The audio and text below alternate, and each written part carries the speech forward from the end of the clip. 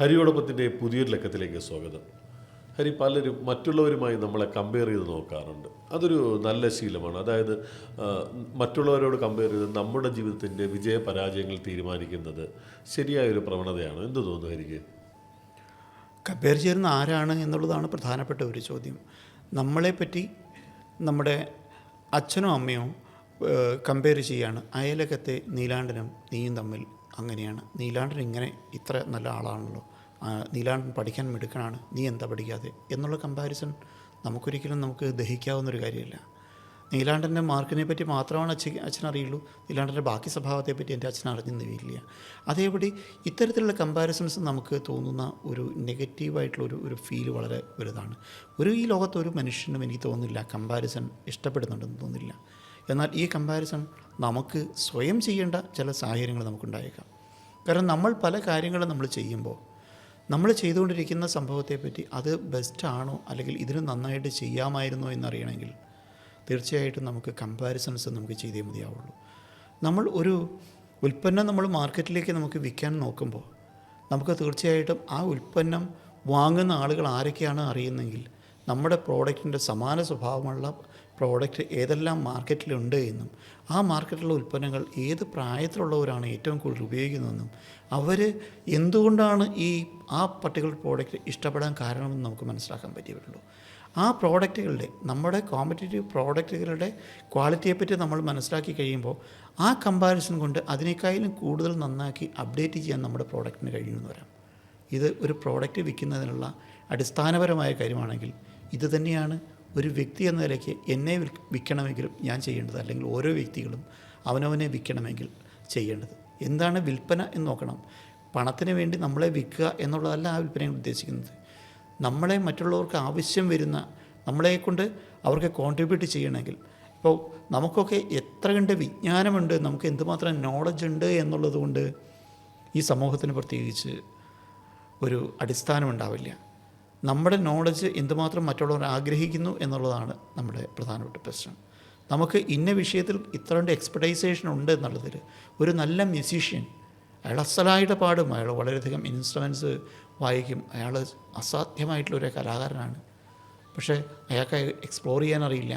അയാളുടെ കുടുംബത്തിരുന്ന് നന്നായിട്ട് പാടും, അയാളുടെ ബന്ധുക്കളുടെ കൂടെ ഇരുന്ന് ചെറിയ വല്ല ഫങ്ഷനിൽ അവിടെ സാധ്യത കിട്ടുമ്പോൾ ഒക്കെ പാടും. പക്ഷേ അത്ര വലിയ ഒരു ആർട്ടിസ്റ്റാണ് എങ്കിൽ അയാൾക്ക് ലോകത്തിൻ്റെ മുമ്പിൽ അയാളുടെ പെർഫോമൻസ് കാണിക്കാൻ കഴിഞ്ഞിട്ടില്ല.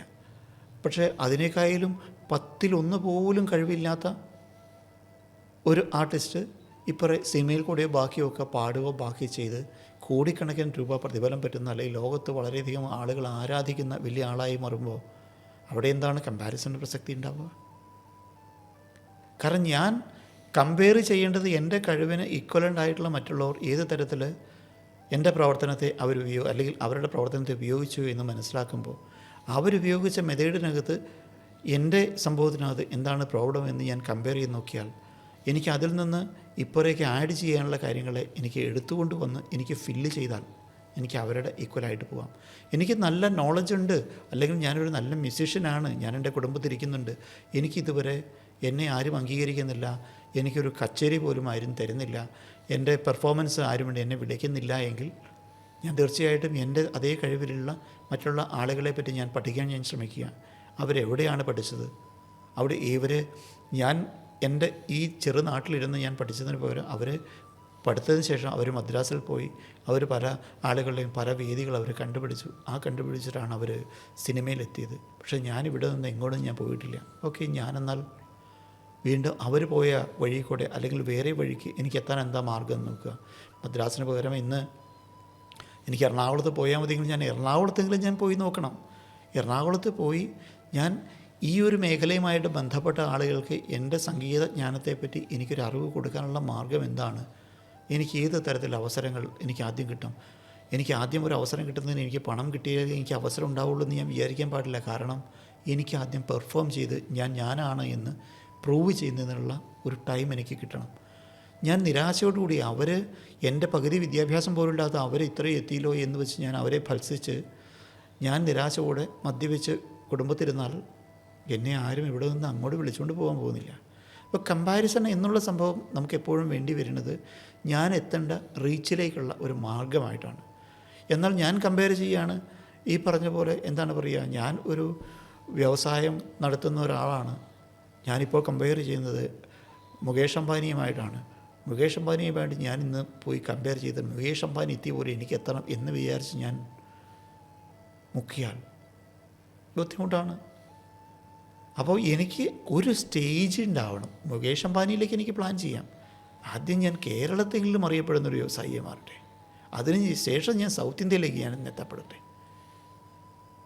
അപ്പോൾ ഒരു സ്റ്റേജിൽ നിന്ന് മറ്റേ സ്റ്റേജിലേക്ക് എത്തണമെങ്കിൽ ഇപ്പോൾ ഞാൻ കമ്പാരിസൺ നടത്തുമ്പോൾ എനിക്ക് ഈക്വലായിട്ടുള്ള ഒരാൾ വെച്ചിട്ട് വേണം ഞാൻ കമ്പയർ ചെയ്യാം. എൻ്റെ നോളജിനനുസരിച്ചിട്ട് ഒരു സാമാന്യ വളർച്ചയ്ക്ക് വരെ എത്താൻ സാധ്യതയുണ്ടായ ഒരാളെ ഞാൻ കമ്പയർ ചെയ്യുമ്പോൾ അയാളെത്തിയ വഴിക്ക് ഞാൻ തുടങ്ങിയ അതേ വഴിക്കാണ് തുടങ്ങിയത്. പക്ഷേ എൻ്റെ രീതി ആയിരുന്നില്ല അയാൾക്ക് ഞാൻ വിചാരിക്കണോ അയാളെക്കാരും എടുക്കാൻ ഞാനായിരുന്നു എന്ന് വിചാരിക്കുന്നുവെങ്കിൽ പോലും അയാൾ ഭംഗിയായിട്ട് കാര്യങ്ങൾ നടത്തി അയാൾ ഇവിടെ എത്തി. അപ്പോൾ എനിക്ക് എവിടെയോ മിസ്റ്റേക്ക് പറ്റിയിട്ടുണ്ട്. ആ മിസ്റ്റേക്കിൻ്റെ റൂട്ടുകൾ ഞാൻ ക്ലിയർ ചെയ്യാൻ ശ്രമിക്കുകയും പുതിയ റൂട്ട് ഞാൻ കണ്ടുപിടിച്ച് ആ ഒരു സ്റ്റേജിലേക്ക് ആദ്യം എത്താൻ ശ്രമിക്കുക. ആ ഒരു സ്റ്റേജിൽ ഞാൻ എത്തിക്കഴിഞ്ഞാൽ പിന്നെ എൻ്റെ കമ്പാരിസൺ ആ ആളുമായിട്ട് ആവാൻ പാടില്ല. പിന്നെ ഞാൻ അവിടെ നിന്ന് ഞാൻ കമ്പാരിസൺ ആളുമായിട്ട് തന്നെ ചെയ്യുകയാണെന്ന് വയ്ക്കുക. ആളുമായിട്ട് ഞാൻ കമ്പാരിസൺ നടത്തുമ്പോൾ വേറുണ്ട്, പിന്നെ അയാളെ തോപ്പിക്കൽ മാത്രമാണ് എൻ്റെ മാർഗം. അയാളുടെ ആ ഒരു സ്വന്തം തട്ടിലേക്ക് എത്തിയാൽ പിന്നെ അയാളെ ഞാൻ അവിടെ ഉപേക്ഷിക്കുക തന്നെ വേണം. എന്നിട്ട് എൻ്റെ തൊട്ട് മുകളിൽ നിൽക്കുന്ന ആളുമായിട്ട് ഞാൻ കമ്പാരിസൺ എടുത്ത് പോകണം. എന്നെക്കാളും അടുത്ത സ്റ്റെപ്പിൽ ഞാൻ ചെയ്യുന്ന കർമ്മം ചെയ്തുകൊണ്ടിരിക്കുന്ന ഒരാളെ ഞാൻ കമ്പയർ ചെയ്യണം. ആ കമ്പയർ ചെയ്തിട്ട് അയാൾ എന്തുകൊണ്ടാണ് അവിടെ എത്തിയത്, എനിക്ക് എന്തുകൊണ്ടാണ് ഇവിടുന്ന് അവിടെ എത്താൻ പറ്റാത്തത്. അപ്പോൾ ഞാൻ ഇന്നലെ ചെയ്ത രീതികളിൽ കുറച്ച് മാറ്റങ്ങൾ വരുത്തിയേ മതിയാവുള്ളൂ. അതിൽ ചില മിസ്റ്റേക്കുകൾ ഉണ്ടായിരുന്നു. ആ മിസ്റ്റേക്കുകൾ തിരുത്തിയാൽ എനിക്ക് അവിടെ എത്താം. അല്ലെങ്കിൽ ആ ഒരു പോസിറ്റീവ് കമ്പാരിസൺ എന്നെ ഈ സ്റ്റെപ്പിൽ നിന്ന് അടുത്ത സ്റ്റെപ്പിലേക്ക് എത്തും. ആ സ്റ്റെപ്പിലെത്തിയാൽ അയാളെ ഞാൻ ഉപേക്ഷിക്കുകയാണ്. അപ്പോൾ കമ്പാരിസൺ എന്നുള്ളത് നമുക്കൊരു സ്റ്റെപ്പിംഗ് സ്റ്റോണാണ്. ഒരു സ്റ്റേജിൽ നിന്ന് അടുത്ത സ്റ്റേജിലേക്ക് നമുക്ക് എത്താനുള്ളൊരു മാർഗ്ഗമാണ്. ആ മാർഗ്ഗത്തിൽ എത്തിക്കഴിഞ്ഞാൽ ആ കമ്പാരിസൺ നമ്മൾ അവിടെ ഉപേക്ഷിക്കുകയും അടുത്ത കമ്പാരിസണിലേക്ക് നമുക്ക് പോകുമ്പോൾ മാത്രമാണ് നമുക്ക് യഥാർത്ഥത്തിൽ നമ്മുടേതായിട്ടുള്ള ഒരു വളർച്ച, ഒരു ഗ്രോത്ത് എന്ന് പറയുന്നത്. കാരണം വളർച്ച എന്നത് നമ്മുടെ മനസ്സിൻ്റെയും കൂടിയാണ്. നമ്മൾ ഒരിടത്ത് തീർന്നു അല്ലെങ്കിൽ ഇത്രയേ ഉള്ളൂ എന്ന് തോന്നുന്നതിനപ്പുറേക്ക് ഇനി ഇവിടെയും കൂടെ എത്താനുണ്ട് എന്ന് തോന്നുമ്പോൾ എൻ്റെ അടുത്ത് കഴിഞ്ഞ ദിവസം ഒരാൾ പറഞ്ഞിരുന്നു, കാരണം ഭാരതം ഇങ്ങനെ പോവുകയാണെങ്കിൽ അടുത്ത 15 വർഷം കഴിഞ്ഞാൽ എന്തു ചെയ്യും? കാരണം അത്രയധികം ഗ്രോത്ത് ഉണ്ട്, 15 വർഷം കഴിഞ്ഞാൽ പിന്നെ ഒന്നും ചെയ്യാനുണ്ടാവില്ല എന്നൊക്കെ പറഞ്ഞു കേട്ടു. അങ്ങനെ ഒരിക്കലും സംഭവിക്കില്ലല്ലോ. കാരണം ലോകത്ത് ഒരിടത്തും ഒന്നും തീരാൻ പോകുന്നില്ല. മറ്റുള്ളിടത്തുള്ള പോലെ ഒരു ഇൻഫ്രാസ്ട്രക്ചർ എല്ലാം ഇന്ത്യയിൽ ആയിക്കഴിഞ്ഞാൽ പിന്നെ ഇന്ത്യക്ക് വളരാനില്ല എന്ന് വിചാരിക്കുന്ന അർത്ഥമില്ല എന്ന് പറഞ്ഞ പോലെ അന്ന് അതിനപ്പുറത്തേക്കുള്ളൊരു വളർച്ചയ്ക്കുള്ള സാധ്യതയും അതിനപ്പുറത്തേക്കുള്ളൊരു ചിന്തയ്ക്കുള്ള സാധ്യത ഉണ്ടാകും. അതേപടിയാണ് നമ്മുടെ ഗ്രോത്തിന് അനന്തമായിട്ടുള്ള സാധ്യതകൾ, നമ്മുടെ ചിന്തകൾക്ക് അനന്തമായിട്ടുള്ള സാധ്യതകൾ.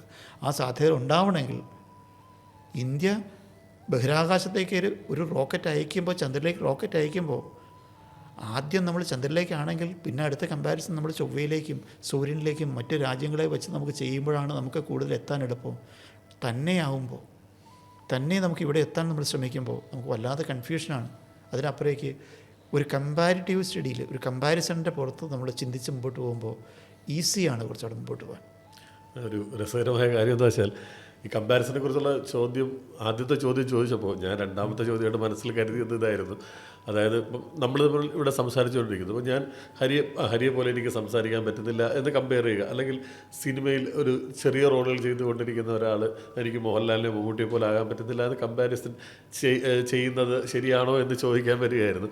അത് വളരെ സിമ്പിളായിട്ട് ഹരി പറഞ്ഞു, കമ്പയർ ചെയ്യേണ്ടത് എപ്പോഴും തുല്യരായിട്ടുള്ള അല്ലെങ്കിൽ ആ ഒരു ലെവലിൽ നിൽക്കുന്നവരും ആയിരിക്കണം. അല്ലാതെ പറഞ്ഞ പോലെ അംബാനിയുമായിട്ട് നമ്മളെ കമ്പയർ ചെയ്തിട്ട് കാര്യമില്ല എന്ന് പറഞ്ഞു.